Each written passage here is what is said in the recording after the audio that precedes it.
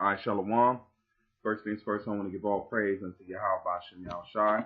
Brakathe Yahweh, Brakathe Yahushai. Brakathe Yahweh, Brakathe Yahushai. Brakathe Yahweh, Brakathe Yahushai.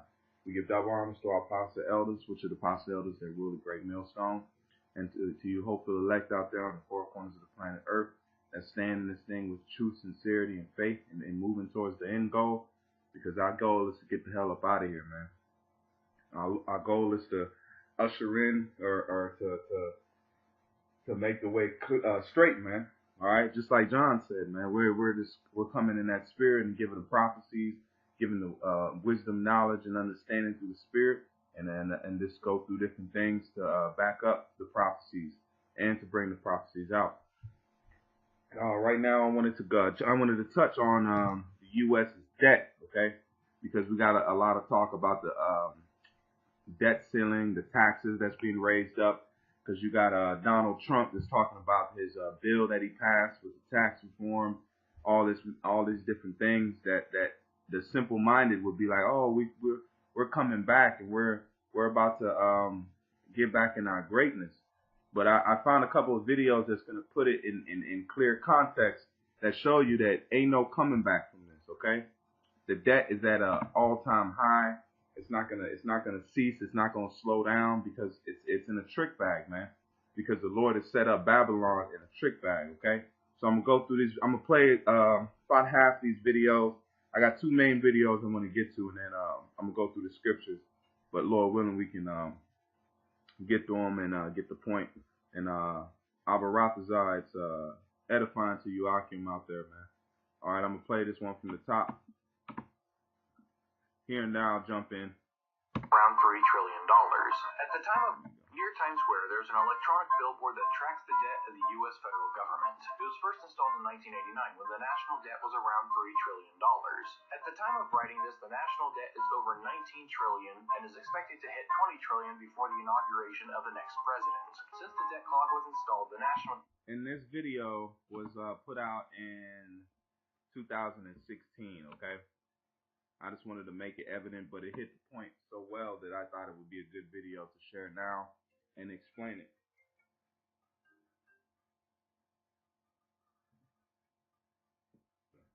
All right. Let me play. Debt has been a major political issue in the United States. That is, until this most recent election cycle. Neither the Republican convention in Cleveland nor the Democratic convention in Philadelphia talked about the national debt, which is in big contrast to the 2012 election where the Republicans had a national debt clock calculator installed on the main stage, or the 2008 election where Senator Obama criticized President George W. Bush for allowing the debt to get so high. Despite the current election cycle's unusual ignoring of the national debt, it is still an issue of concern to citizens. But who exactly does the United States owe money to? When people think of the national debt, they tend to think of foreign-held debt, which is a little over $6 trillion, which makes it about 1/3 or 33% of the national debt. China in particular holds $1.2 trillion in debt, or a little over 5% of the total, followed by Japan, who holds about $1.1 trillion, or also a little over 5%. Past the two of them, there is a dramatic drop-off, with the Cayman Islands holding $260 billion. So if only a third of the national debt is owned by foreign nations, what about the other 2/3?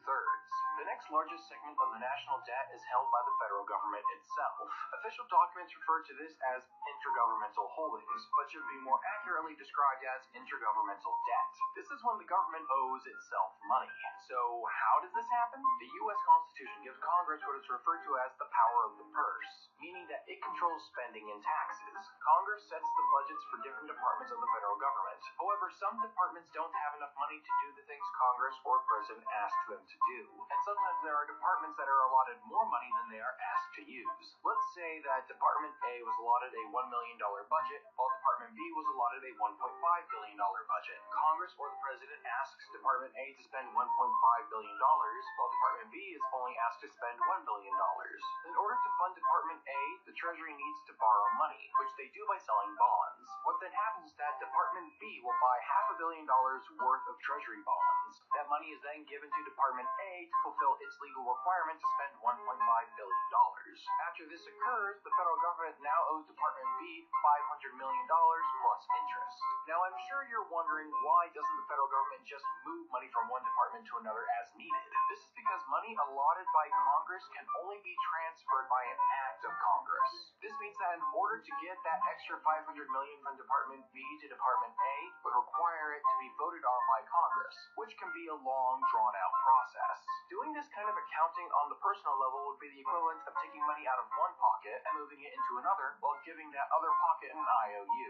The difference, of course, is that if an individual doesn't put money back into that first pocket, nothing happens. If the U.S. government fails to do so, it could crash the U.S. bond market. This crazy-sounding thing is why Social Security is underfunded. The federal government keeps borrowing money from it. This counts for over $5.6 trillion, which equals about 29% of the national debt. Sticking with public entities owning federal debt, the Federal Reserve owns about 13% of the national debt, making it the single largest holder. Those of you familiar with how central banks operate will recognize the issue here with the Federal Reserve owning U.S. debt. The Federal Reserve essentially has the power to print money. How it actually operates is a little more complicated than that, but that's a video for another time. In this scenario, the Federal Reserve can print money, which it then uses to buy federal debt in the form of treasury bonds. This has a lot of people worried because the U.S. government could potentially borrow money infinitely to pay its bills and pay its debts. This is referred to by economists as debt monetization, which is also a video for another time. State and local government. All right, so as you can see, they're breaking down. Salaki, I had to step away for a hot second. But as you can see, man, the debt, the Lord has got the U.S. in a debt crisis, man. Okay? It's in a crisis right now. There's no way that they can pay this thing on back, man. Okay? So I'm going to jump into this other video real quick because it's sort of the same type of video it's set up here. It's breaking it down by animations and different things like that. But the information is what we're trying to grab out of here. So this video is in 2011. It's an even older video, but it hits the point. And the debt was bad then, so imagine now. It's worse than it was during the play of this video. And the crazy thing, when I found the video, it had America 2018 explained. So I don't know if they edited the video and put that in there, or when they made the video. Either way, I mean, we come into 2018, so, and the debt is even worse than it was back when this video was originally posted. All right. Uncle Sam. He has a lot of... Meet Uncle Sam. He has a lot of bills to pay. Almost $4 trillion worth every year. Uncle Sam's income is a little over $2 trillion per year. To make up the difference, the deficit, he does what most Americans do. He borrows money. When Uncle Sam takes out a loan, he calls it a bond. Bonds can be held by banks, investors, or even foreign governments. Uncle Sam has to promise to pay interest on these bonds, just as you do on any loan you take out. Ever think about paying your mortgage with your credit card? That's exactly what Uncle Sam does. He takes out new loans, new bonds, so that he can make payments on the old ones. All those loans, and especially all that interest, adds up. Right now, Uncle Sam owes about $14 trillion. To put that in perspective, $14 trillion is about the same as the national GDP, the total value of all the goods and services produced by the American economy in an entire year. It's such a huge amount of money that Uncle Sam is starting to run out of people to borrow from, and he's having trouble just paying the interest on his loans. The obvious solution would be to either cut spending or increase taxes. But if he cuts spending, the people that he's spending money on would complain that they don't have money to spend, and that he was hurting the economy. If he tried to raise taxes enough to close this gap, not only would people definitely have less money to spend, he'd probably have riots on his hands. So Uncle Sam chooses the easy way to make money. Just make it. He calls up the Federal Reserve, which is our central bank, and, like magic, dollars are created and deposited in banks all around America. The problem is that the more of something there is, the less it's worth. Because it's called same debt. goes for the U.S. dollar. Because it's it's devaluating the dollar. It's gonna go into it, but it's devaluating it, man. And that's what Esau is doing. This society is on borrowed time, man, because the Lord is propping it up. That's why it says Babylon has been a golden cup in the Lord's hand, man. The Most High has been holding this place up. He's been putting the spirit on these other nations to keep buying the bonds, to keep dealing with the United States on a financial level, because it's setting it up, man. All is to fulfill prophecy, because the more and more that they get into this hole, this pit, the more and more that when it does fall, it's cause that much more of a repercussion, or it's going to cause that much of a damage to the economy, the world economy. So let's continue playing. The less each one will buy. That's why commodities like gasoline, food, and gold become more expensive when Uncle Sam does his money-making magic. The commodities aren't really worth more. Your money is just worth less. That's called inflation. Remember the foreign governments that lent money to Uncle Sam?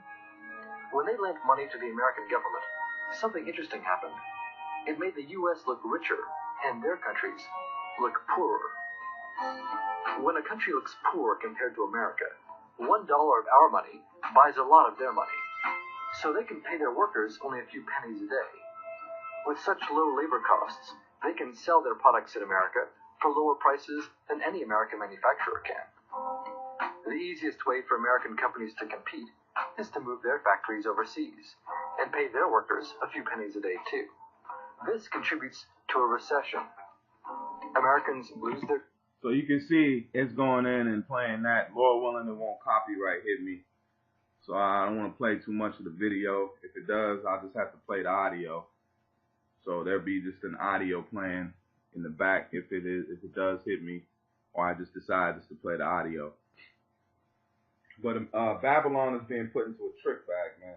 That's how we know that America is to fulfill that scripture, the fulfillment of scripture, man. Because Vatican City don't have the debt that this place does. So we're gonna go into the scriptures right now. Let me pull it up in the blue letter so we can go into some words. All right, the first scripture we're gonna go to, of course, brothers know this. This is the inspiration for the lesson, because it's hitting right now, man. Everything that's going on right now in the modern day is being fulfilled in these scriptures, man. The scriptures are speaking. All right, the first scripture, this is Habakkuk 2 and 6. It says, "Shall not all these take up a parable against him?" And who's that him? That's talking about America, man. Okay, that's talking about the American system by the way of Esau. Because who's running the American system? It ain't Moab. It's not Ishmael. It's not Japheth. Okay, it's Esau. So that's taunting proverb is going against Esau. And it says, "Shall not all these take up a parable against him, and a taunting proverb against him, saying, Woe to him that increaseth that which is not his." And that's how he's increasing with what? Going into these other nations' lands, taking resources, taking lands, setting up puppets, all right, removing landmarks. Okay, so he's increasing in so-called wealth and land mass, just like the Roman Empire, man. They made all these other cities and other little villages, they made them tributaries. They increased because the goods that was coming into them, and they were being paid, because the money at the time of the Roman Empire was the denarius. All right, and it says, "Woe to him that increases that which is not his. How long? And to him that ladeth himself with thick clay." Now, as we watch those videos and seeing that debt, how the debt system works, all right, because I could explain it to you, but why not hear it from the dragon's mouth, as it may say? All right, the word there for laden is H3513. It says kabod, all right?